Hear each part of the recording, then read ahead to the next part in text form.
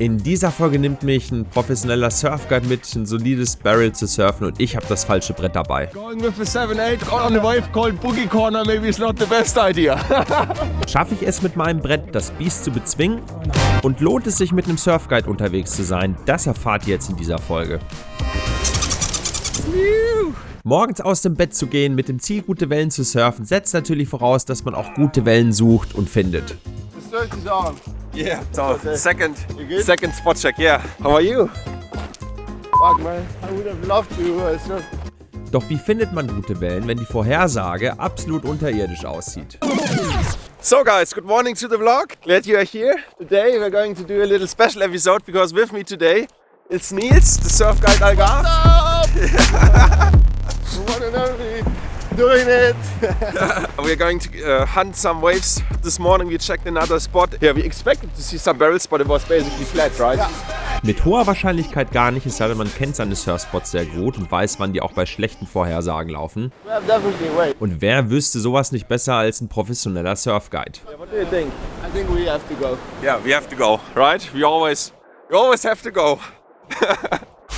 Leute, wenn ihr den Kanal noch nicht abonniert habt, dann macht das jetzt direkt mal. Ja, das unterstützt den Kanal ungemein, ist der Button unten drunter kostenlos. Und dann kriegt ihr regelmäßig die Folgen bei euch im Feed auch angezeigt, dann verpasst ihr keine. Heute geht's rein mit dem guten alten Midlength. Then I got the wrong board, huh? Well, we'll see about that. You see that? But early entry? Yeah. You will see. I saw that one there, it looked really nice too. Yeah. I think that left there, that's what we were searching for. Yeah, there in the And now, back. like, with no people on it, Yeah, it doesn't happen very often, no? yeah. Maybe I should change the board, huh? You think so? Well, what you said before, like, you also have an early entry. Yeah. Going with a 7/8 on a wave called Boogie Corner maybe is not the best idea. Wir hatten zuvor schon einen anderen Spot gecheckt, von dem wir nicht erwartet hatten, dass er komplett flat sein würde. Deswegen ist der hier jetzt der Ausweichspot. Und hier hatten wir nicht damit gerechnet, dass es sogar eine kleine Tube geben würde, die Niels dann entdeckt hatte. Ich hatte deswegen das falsche Brett dabei, was aber erstmal der ganzen Sache keinen Abbruch tut. Bevor wir aber direkt zu der Tube gepaddelt sind, haben wir uns erstmal auf dem Weg dorthin an einem schönen A-Frame warm gesurft. Dafür war ich auch erstmal recht dankbar, denn ich konnte mir noch nicht so gut vorstellen, wie ich mit einem Single-Fin und einem recht langen Brett eine Tube surfen sollte oder eine Welle, die sehr steil, hohl und schnell ist.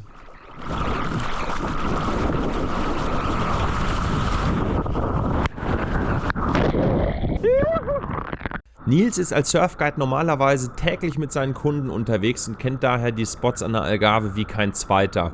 Normalerweise ist es er, der immer eine fantastische Welle findet und für heute hatten wir uns zur Challenge gemacht, mit dem bisschen herausfordernden Forecast eine Welle zu finden, die wir ganz gut surfen konnten. Dass wir hier so richtig positiv überrascht werden würden, das hätten wir uns vorher nicht erträumen lassen. Wir haben uns dann doch recht schnell an den Slap rangewagt, nachdem der immer schöner durchkam. Und nachdem Niels sich ein paar Mal schon reingestürzt hatte, habe ich es dann auch versucht, mit dem Midlength hier ein paar von diesen Wellen zu bekommen. Und mal ein Gefühl dafür zu bekommen, wie es ist, ein Single-Fin in einer recht schnellen Welle zu surfen. Zwischendrin gab es aber auch immer wieder die kleineren Wellen, die schön langsam offen geblieben sind. Das heißt, es war eine gute Mischung, um mich dann gewöhnt zu kommen. Bis dann immer wieder die kamen, die mich fast komplett abgeräumt hätten. Too deep. Oh no. Nach einer Weile hatte ich dann ein Gefühl dafür, dass es sich lohnt, das Brett schön schräg schon reinzustellen beim Anpaddeln, um möglichst schon direkt die Line einzusetzen und nicht vorne mit der Spitze des langen Brettes in der kleinen, aber steilen Welle dann einzuspitzeln und nach vorne überzugehen. Zwischendurch kamen richtige Abräumer durch, die gar nicht so leicht zu tauchen sind mit so einem großen Brett. Und abgeräumt wurden wir beim Wellennehmen auch alle mehrfach.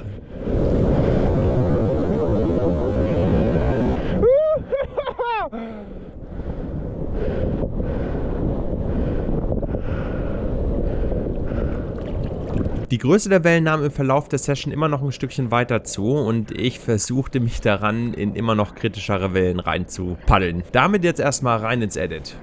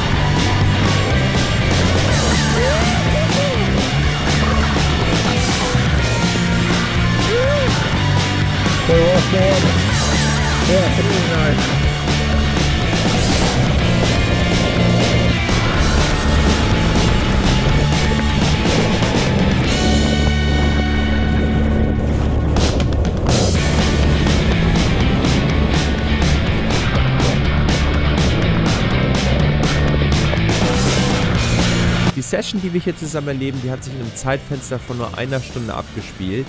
Und gegen Ende der Session hat der Wind relativ schnell auf Onshore gedreht, weswegen die Wellen nicht mehr so schön offen blieben, öfter zumachten und die Session dann auch sehr, sehr schnell vorbei war.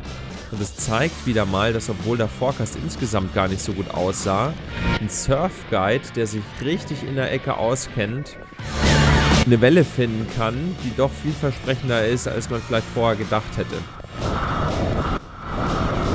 Session done, mission completed. That's it. That was the session with Niels. If you want to go on a mission with him one day, I'm gonna link his site. Find it down there. I got barreled.